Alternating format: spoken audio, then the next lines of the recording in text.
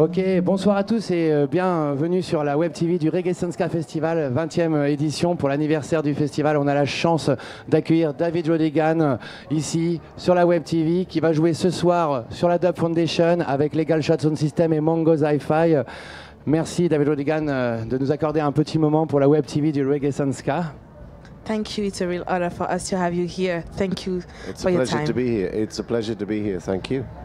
On a la chance en plus d'avoir David RODIGAN qui vient de sortir sa biographie pour nous raconter toute son histoire partagée dans la reggae music depuis de longues années. Et je vous préviens, il faut absolument, si vous ne l'avez pas encore fait, découvrir ce livre parce que la vie de David RODIGAN, c'est aussi l'histoire du reggae music. You just released your biography and he was just telling people to buy it and read it because your life is like really history of reggae music and you've met so many people and so many experiences that people should read it to learn more about reggae music. Thank you so much. Alors moi j'aimerais savoir comment David RODIGAN a découvert sa rencontre avec la musique reggae. How did you come to reggae the first time? I was a teenager living in England and this music was on the streets. It was young, it was 67, I was 16 and ska music was everywhere. The beginnings of Rocksteady, 007 Shantytown was one of the first type of Rocksteady records, but primarily it was this new dance music from Jamaica. We had soul music from America and we had ska music from Jamaica and I fell in love with the backbeat. I couldn't understand all of the lyrics, but I understood the energy of the music, and I fell in love with it. It was irresistible. It was impossible not to like it. I was fascinated by it, and quickly became totally addicted to it, and purchased thousands. The beginning of thousands of records were purchased that summer. Donc il explique qu'il était adolescent et que effectivement c'était le tout début du reggae et que dans la rue il y avait du ska partout et que ça commençait vraiment et qu'il est tombé amoureux de cette musique, il est tombé amoureux du rythme, il comprenait pas forcément toutes les paroles mais l'énergie, c'est l'énergie vraiment qui lui a parlé, il est tombé, c'était irrésistible. C'était l'époque de Prince Buster, c'était Prince Buster at this time it's It was Prince Buster, c'était cette époque-là à peu près. It was a time for Prince Buster at that time. Oh, absolutely. Prince Buster was the king of ska, the king of the beat, and we were fascinated by him, as was Madness a few years later. There was something about Prince Buster's productions and that whole ska movement which generated a lot of interest with young people. It became our music. It was Jamaican music, but we fell in love with it. It became part of our culture and our society in which we lived. And you go to clubs and there'd be black people there and white people there dancing to the same beat. It was amazing. Il explique qu'effectivement, cette musique est devenue la leur, elle est devenue partie de leur culture et qu'effectivement Prince Buster à ce moment-là était un grand de l'époque et que tout le monde était fasciné par lui, comme Madness un peu plus tard, et qu'effectivement c'était partout et dans les clubs, ça dansait et c'est vraiment ce qui les a touchés. Ah, ça, c'est l'histoire du reggae. Alors, sur le festival Reggae Sun Ska, David RODIGAN, on va le retrouver à la Dub Foundation. Il y a Legal Shot Sound System et Mango's Hi-Fi. Je pense que David RODIGAN connaît Mango's Hi-Fi, mais est-ce qu'il avait déjà entendu parler du Legal Shot Sound System, qui sont les résidents de la Dub Foundation du festival? You're going to perform tonight alongside Legal Shot Sound System and Mango's Hi-Fi. We think that you already know Mango's Hi-Fi. Have you heard before about Legal Shot Sound System? Yes, I have. I've definitely heard of them and I'm looking forward to playing with them tonight. Hier soir, on a eu la chance d'avoir une rencontre durant 6 heures entre les deux sound systems, un meeting. C'était vraiment avec Junior Cat, avec There was a 6 hours meeting yesterday in between Mango's Hi-Fi and Legal Shot Sound System. They had many MCs. Avec Junior Cat et Little John, est-ce que c'est des noms qui lui parlent? Junior Cat and Little John, are you familiar with them? Yes, of course. They're famous in dancehall music. In the 80s, I was actually there in King Tubby's studio when Little John was the little boy who sang 51 Stormy Never Born with Captain Sinbad. It was on the other side of Sugar Minot's 51 Storm. and I watched them singing it Il with était là. Captain Sinbad, and the engineer was it was obviously a King Tubby production. Il était dans le studio de Well, King Tubby. it wasn't a King Tubby production, I beg your pardon, it was Sugar Minott production, but it came out, it was recorded at King Tubby studio in January 1979, because I was there. Il était donc là en janvier 1979 quand Little John, ce petit garçon de l'époque, est venu enregistrer son titre. Enregistrer Very chez King little. Tubby. C'est impressionnant. It's really impressive, it's amazing.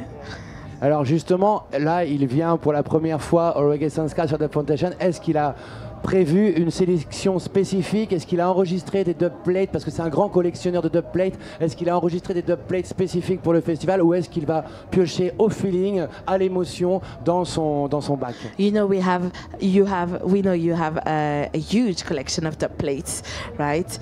You're gonna perform tonight on the dub station. It's your first time at the Reggae Sun Ska? It's my first time. Yeah, and what are you gonna play? What are you gonna play tonight? Special dub plates, or it's gonna be like you see what comes? I never decide until I see the eyes of the audience. Because when you see the eyes of the people, you get a feeling perhaps for what they want. Because it's a communion. You're not playing for yourself. You're playing for the audience. You have to anticipate what you think they want. And if you just play for yourself, you could be in trouble in 10 minutes. You must reflect what you think they want. And if you go on the wrong path, you must quickly come back and find another path. So little experimentation is required. But I understand the nature of the evening and the style of the evening. So I have in my head some ideas. I discovered, for example, for this, I discovered a Junior Biles, because you know Freddie McGregor has this big song called Reggae Boom, and it's 50 years since Baba Boom by the Jamaicans. But in the early 70s, Junior Biles did a version called Dreadlocks Time, and it's on the Joe Gibbs version. So I'm going to little experiment with that, the dub mix of that. Okay. So just little things like that to just switch it up. You know? Donc là, I don't think I've never heard the Junior Biles played in any dance. No, never. And it was a very limited edition pressing. The engineer was Errol Thompson, and he did a really good dub mix, Junior Biles dub and a straight vocal, and I've got both of them. So I thought I would try that tonight as an example.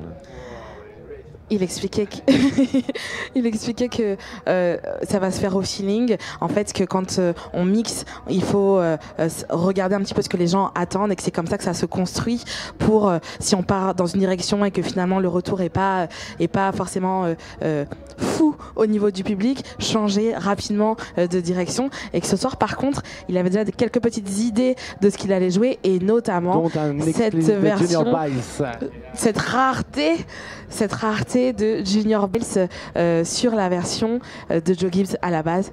Because one of the first dub albums I bought was African Dub by Joe Gibbs and Errol Thompson, and I paid £5 in 1973.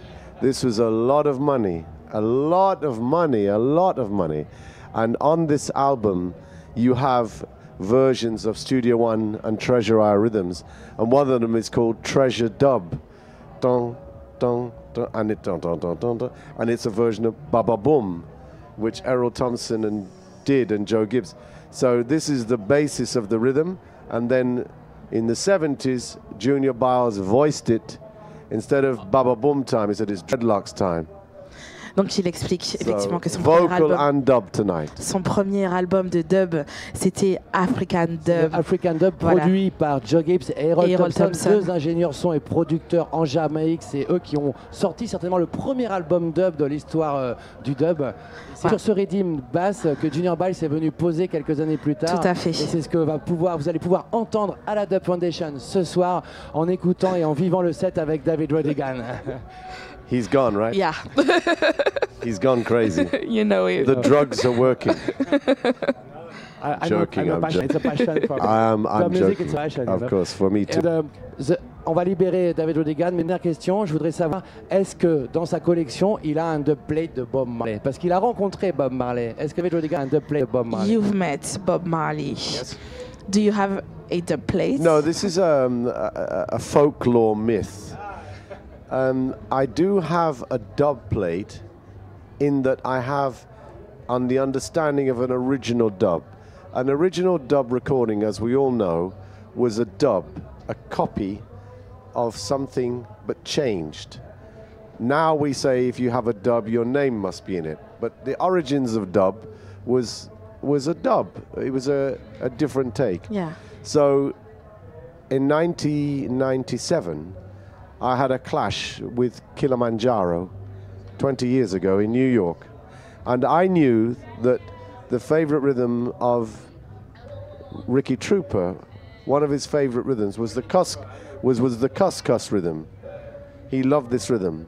So I went to Tough Gong Island and I said, please can I, because I was the first person to play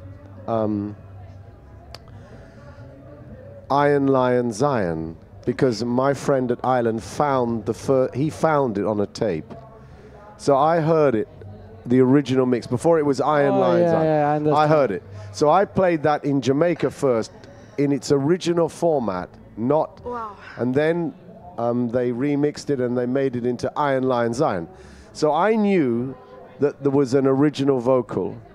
So I got that vocal from the vaults of Tough Gong, and with the engineer Shawnee B, it took 17 hours to take the cuss rhythm and match it.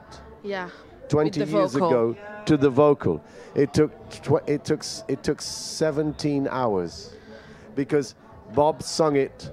The story was that Trevor Wyatt from Island Records was given the task of having to listen to old tapes. Okay. He was listening to a tape and it was nearly finished. He was going to stop the tape. Yeah. And he went, oh, let me get a glass of orange juice. He walked into the kitchen and he heard Iron Like a Lion in Zion. He rushed back in, and on the end of the reel of tape was this song by Bob Marley. Wow. And this was a discovery. Until this moment in time, no one knew of this song. So I got it from him, played it in the clubs in Jamaica, on dances in Jamaica in its original format. Then they made a proper mix, then they released it. So I knew this is a big song. I knew Trooper had loved the Cuss Cuss. So we had the clash in New York, and I said to him, I'm going to play a version of Iron Lion Zion on Cuss Cuss that you can't play. And that was the history, that was the night. Wow. Everyone said Rodigan has a Bob Marley dubplate. Okay. But Bob Marley doesn't say David Rodigan, because Bob Marley was dead. Alors on va vous Amazing. résumer But l'histoire. this is how the myth Wow, has c'est developed. une histoire It is a folle. dub, it's unique, I'm the only person to have it, but it is not Bob Marley. I knew him, yes, of course, Yeah. I interviewed him, Just down the way. but in those days, dub didn't exist. You didn't say to Bob Marley, can you do a record with my name in it? It didn't happen. Alors C'est c'est une une histoire magnifique folle, histoire, ouais. c'est waouh. Alors donc l'histoire c'est qu'en fait il y a un mythe autour du fait que Monsieur Rodigan, David Rodigan est un dubplate de Bob Marley. Ce qui s'est passé, c'est qu'il a joué sur un clash avec Kilimanjaro en 97 à New York et il savait qu'il adorait le Cuss Cuss Rhythm et donc il est allé à Tough Gong pour récupérer le vocal original de ce merveilleux titre qu'on connaît tous, Iron Lion Zion. Et en fait, ça leur a pris 17 heures pour faire matcher l'enregistrement vocal de base avec le Cuss Cuss Rhythm. Et donc cette version dub de ce titre, il est le seul à l'avoir et c'est unique au monde.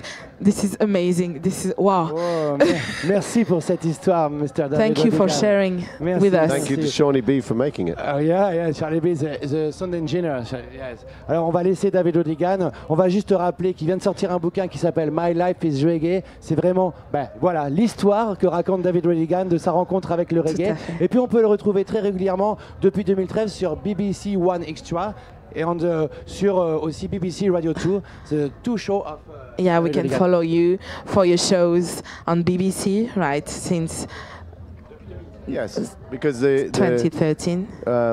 next year is 40 years on broadcasting on the radio. 40 years next year. So radio has always been my first love. Okay. I love radio, the communion, the relationship of just sharing the passion of the music with the listeners. So this for me is very special. I still consider it to be a privilege to have this opportunity every week. And I thank the BBC for this.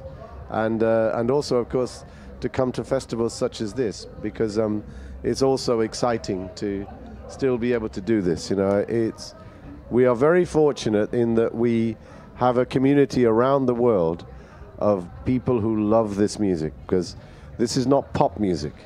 This is people's music, but it's not pop. It doesn't play. It's a world of its own. And if you're inside the world, you understand it. If you're not inside the world, you may not understand it, but it is a universal message music, and that's why it's so powerful. That's why there's 25,000 people here in Bordeaux tonight. But the music you're hearing tonight, you're not going to hear on daytime radio. Donc il explique que la radio c'est son média de prédilection et qu'il est très content de pouvoir encore continuer après 40 ans à distiller sur les ondes radio, et il remerciait la BBC pour ça. Et il expliquait effectivement que la reggae musique, c'est la musique du peuple, c'est pas de la pop musique, c'est pas une musique juste qui s'écoute, c'est un monde à part entière, et que quand on est à l'extérieur de ce monde-là, ben peut-être qu'on ne le comprend pas, mais quand on est dedans, on le vit vraiment. Et pour ça, il remercie. C'est pour ça qu'il y a 25 000 personnes ce soir à Bordeaux, et il est très heureux. Merci de pouvoir beaucoup, continuer David RODIGAN. Tout à partager. l'heure sur la Dub Foundation du Reggae Sun Ska pour les 20 ans. Merci, c'est un immense honneur pour nous d'avoir partagé ce moment. It's a huge honor for us to have you here tonight. Thank you very much. Thank And you. we're going to be there Yes. to see you, to dance with you, actually. Okay. Get Thank your you. dancing Thank shoes on. Merci. Thank you.